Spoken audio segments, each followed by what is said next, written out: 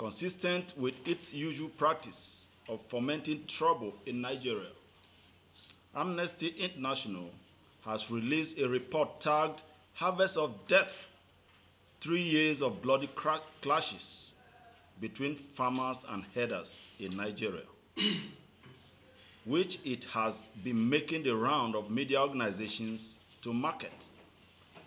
The report mirrors the truth with belief that Amnesty International will not have to be running around trying to justify what it has done. From the onset that we have perused the document in question,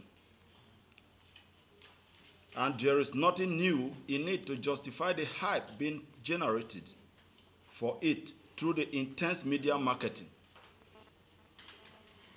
The report is an agglomeration of series of events that have been reported, discussed, analyzed, and acted upon by Nigerians and their leaders.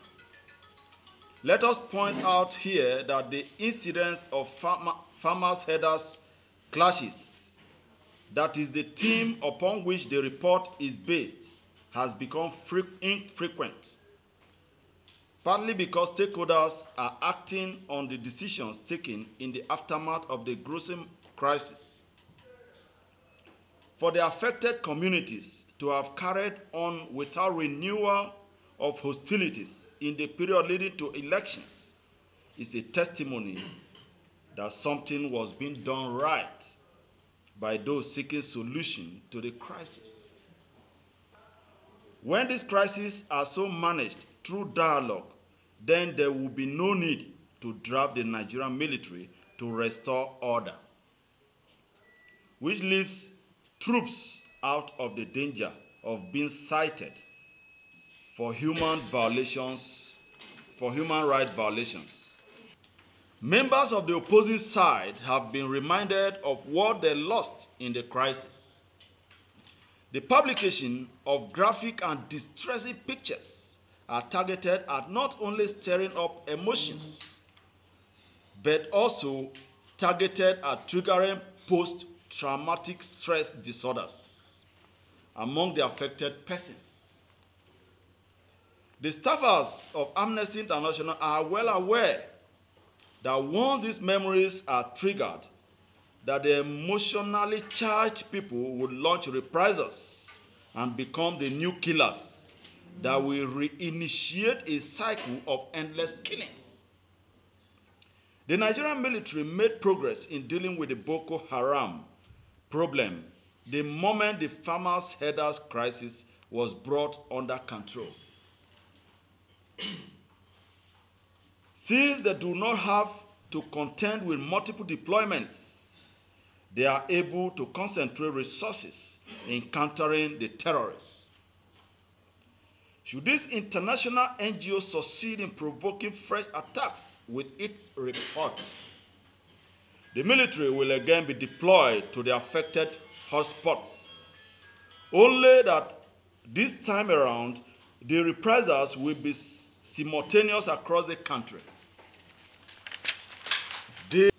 The report mischievously accuses the government and the military of not doing enough to protect people from being attacked and killed. It went on to add a fiction that response time is often slow and could take days. But the reality is that this same Amnesty International will accuse troops of war crime in situations when they are able to engage the killers in gun battle. They accuse the military of killing civilians when the killers get killed. This scenario is as confusing as it is harebrained. 1 minute it is the military is not doing anything. The next minute is that the military has used excessive force. It is therefore apparent that the Amnesty International report has no connection with improving conditions of human rights in Nigeria. Rather, it appears aimed at 1. Creating wrong impressions to isolate Nigeria internationally. Number 2. Provide negative campaign material for the opposition, whose members are known to have severally been in contact with INEC staffers. Number 3. Discredit the Nigerian military as capable of securing the country when this same military has performed superlatively in the face of arms blockades motivated by Amnesty International.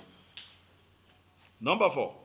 Reignite the farmers' headers clashes after several months of law that is being explored to rebuild trust and relationship by the country. 5.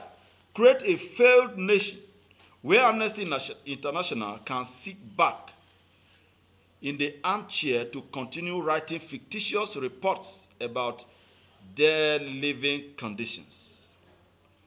Bearing the foregoing in mind, we call on the Amnesty International to know the evil being perpetrated by Amnesty International in Nigeria. The world should note that the group is actively manufacturing dissent and crisis that it is launching in Nigeria to the detriment of the rights of citizens here. What Amnesty International has done is worse than the actual farmers' headers crisis, which is to cause the warring parties to resume hostilities and escalate the killings. We have genuine concerns that the people will resume murdering each other in response to the Amnesty International's report. It is on this note that we categorically state that we shall hold Amnesty International responsible for any resumption of the farmers' headers crisis, same as we hold it liable for any reprisal that takes place in the aftermath of the publication. We warn the Amnesty International should immediately mitigate the crisis it has instigated, failing which we shall activate citizens' actions against it within the limits permissible in the law. We will not watch helplessly while they destroy our country and run back to enjoy the blood money they have been paid to cause damage to Nigeria. We have accepted that Amnesty International is the latest terrorist group operating in Nigeria, harassing the government and law-abiding citizens with its contrived crisis. Let this international NGO know that Nigerians are not helpless when it comes to dealing with its excesses. Peace in this middle belt of ours shows that they are trying to ignite a reprisal. And we want to beg that such reports should be disregarded, because there is peace now in the Middle Belt region of this country. Thank you.